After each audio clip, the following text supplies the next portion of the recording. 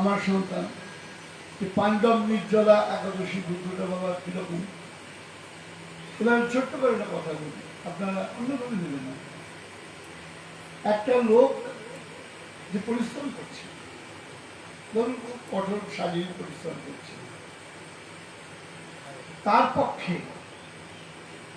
ধরুন আমি আরো পরিষ্কার করে বলি, আর্মিতে চাকরি করে এমন একজন লোকের পক্ষে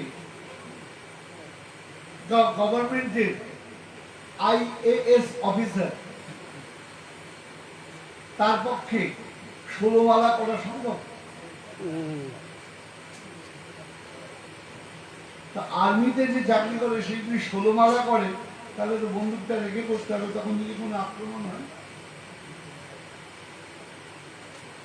কিন্তু একজন টিচার, স্কুল টিচার, তার পক্ষে 16 মালা করা সম্ভব। এখন তার মানে আপনি যদি বলেন ও হলো নিকৃষ্ট, এর উৎকৃষ্ট, তা নয়।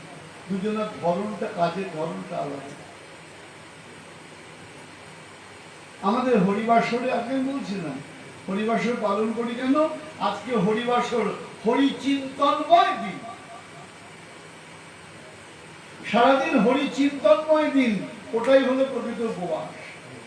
সেদিকে এক সাধু দারুণ বলছিলেন, গৌরী মঠের সাধু বলে, উপবাস ছেলে আপনারা তো করছেন, না খেয়ে উপবাস করছেন, একদিন উপবাস করে দেখুন, without mobile, without internet, without Instagram, without Facebook, তবে বলবো হ্যাঁ উপবাস। বলে বাবা লোকে না খেয়ে থাকতে পারবে, একদিন ইনস্টাগ্রাম, একদিন ফেসবুক না দেখে থাকতে পারছে। তার মানে ব্যাপারটা কি দাঁড়ালো, জিনিসটা আপনাদের বুঝতে হবে। আমাদের ফোকাসটা খাদ্যের নিয়ন্ত্রিত হচ্ছে, হৃদয় নিয়ন্ত্রিত নয়। যদি এমন হতো, খাদ্যের নিয়ন্ত্রিত কেন বলা হয়েছে, রাস্তা দিয়ে মাটির দিকে তাকিয়ে চলবে, যাতে গর্ত তুমি না পড়ো। এই মাটির দিকে তাকিয়ে চলে, সামনের দিকে তাকায় না। এবার মাটির দিকে তাকিয়ে গর্তে পা পড়ছে না, সামনের লরি এসে রাখা। তোমার মাটির দিকে তাকিয়ে চলতে বলা হয়েছে, মানে কি মাথাটা নিচু করে চলতে বলা হয়েছে, চলবা কোথায় হুমড়ি গিয়ে পড়বা। মাটির দিকে মানে চারিদিকে তাকিয়ে চলতে বলা হয়েছে। এবারটাকে মাটির দিকে না, মাটির দিকে তাকিয়ে চলছে। তাহলে উদ্দেশ্য পথ চলা,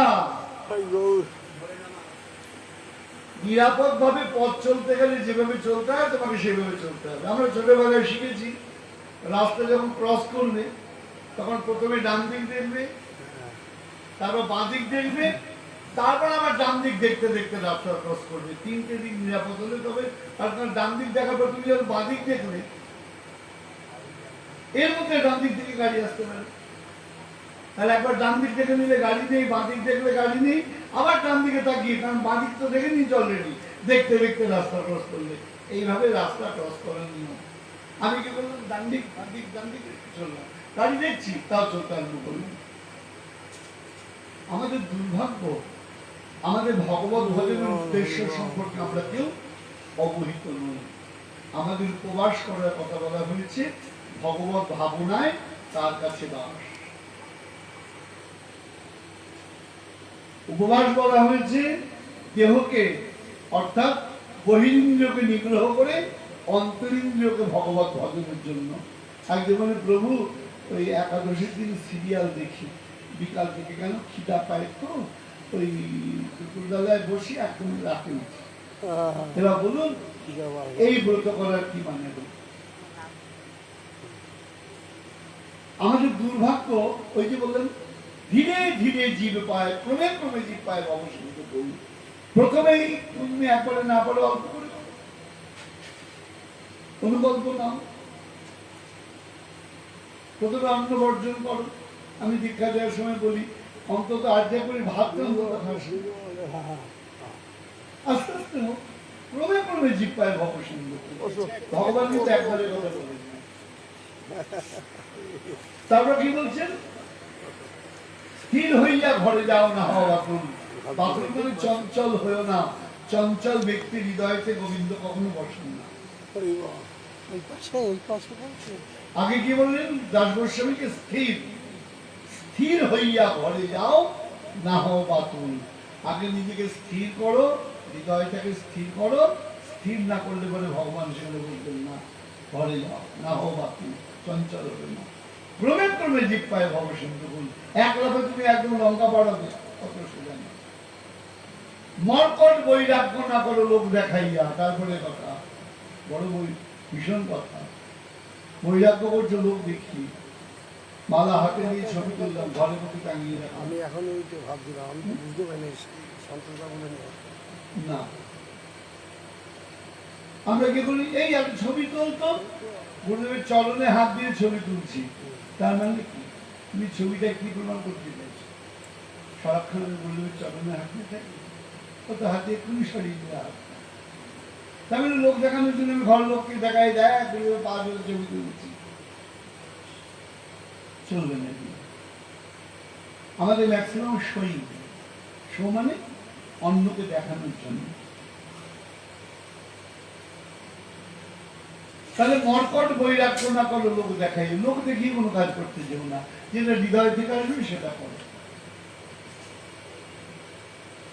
যথাযোগ্য বিষয় ভুঞ্জ নিরাসক্ত হইয়া, দারুণ কথা, বিষয় থাকবে, বিষয় যেন তোমার ভেতরে না থাকে।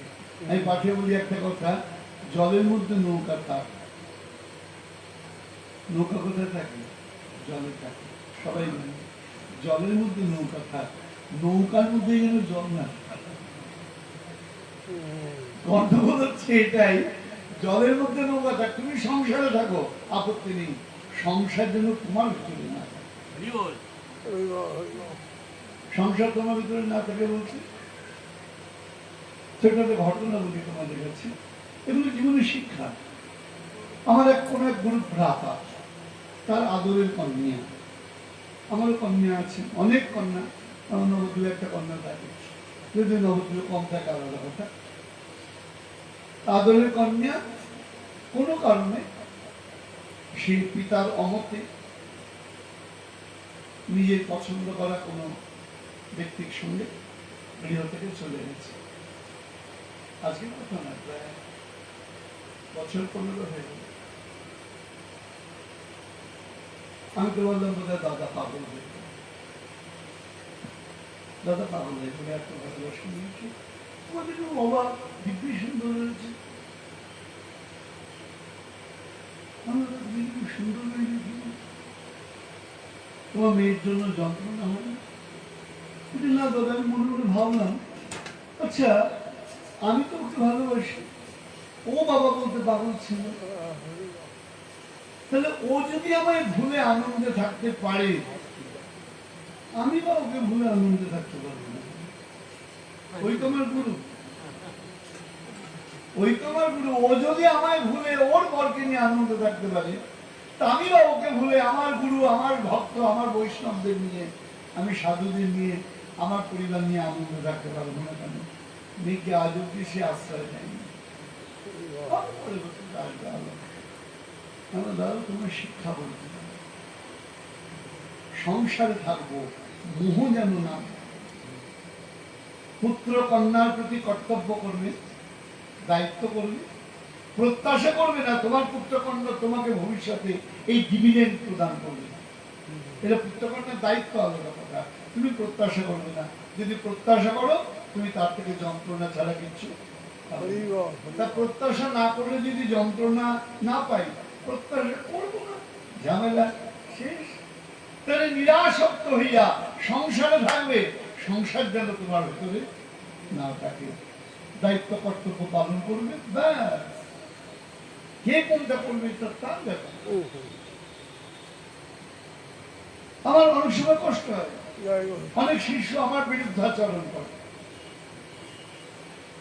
আমার এক সন্তান বলেছিল, বাবা আপনার কষ্ট হয় না? না। কি করে, কেন কষ্ট হয় না? বলে গোবিন্দ থেকে শিখেছি। কি করে? গোবিন্দের কর্ণের, এই ভগবানের কর্ণের মল থেকে তৈরি হয়েছিল কে? মধু কৈটব, হয়ে ভগবানকে আক্রমণ করতে গেছে। আমার পুত্র দারুণ একটা কথা বলেছিল, দারুণ লেগেছিল কথা শুনে। বলে শরীরে টিউমার হয়েছে, শরীরেই হয়েছে, তো টিউমার হলে তুমি দেখে কি করো? অপারেট করো। অ্যাপেন্ডিক্স হয়েছে, অ্যাপেন্ডিক্সের অপারেট করো। তুমি কি বলো, আহা আমার শরীরে হয়েছে, ঠাকুর গিয়ে আমারই তো ভেতরে হয়েছে, ওকে যত্ন করে রেখে দিই।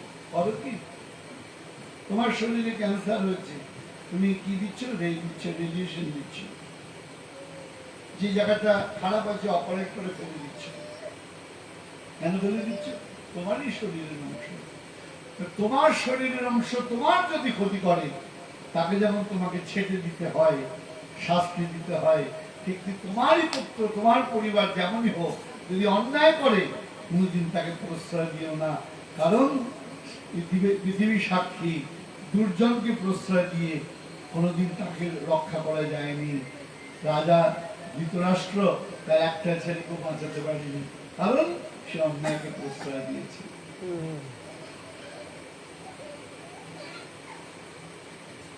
তাহলে স্থির হইয়া ঘরে যাও, না হও বাতুল, ক্রমে ক্রমে জীব পায় ভব সিন্ধু কুল।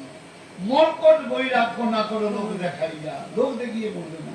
মর্কট কেন বললেন? মর্কট মানে আপনারা বৃন্দাবনে যারা যান তারা ভালো বুঝবেন। বৃন্দাবনে সবাই চশমা মোবাইল নিয়ে বড় সচেতন থাকে, গুরুদের মধ্যে। বাইরে গেলে আর অত অসুবিধা নেই। মা রাখুন না এক জায়গায়, ডিস্টার্ব করে তো।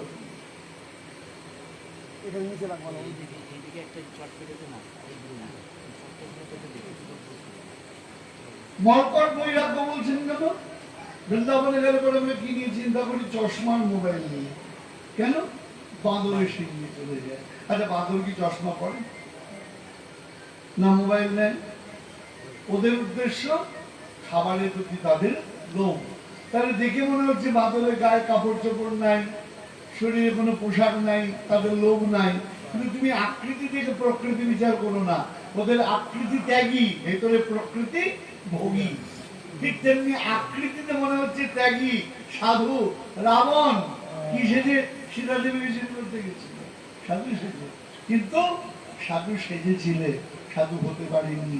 তাই সাধু সেজো না, সাধু হও। সাজলে পরেই হবে, অন্তরটা সাধু হতে পারা হবে।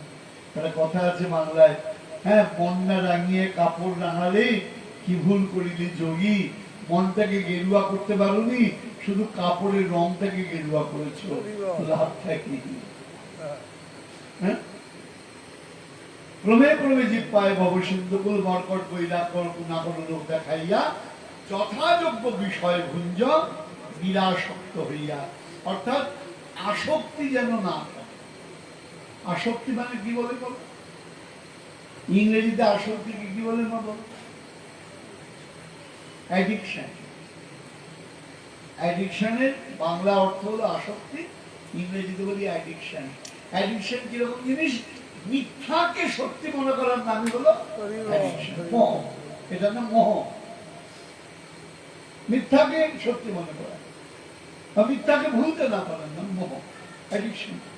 হ্যাঁ, সেটা গল্প বলে থাকি আমি। এক ব্যবসায়ী, ধরুন রানাঘাটে যে বড় ব্যবসায়ী, কোটিপতি ব্যবসায়ী আপনাদের ভাষা,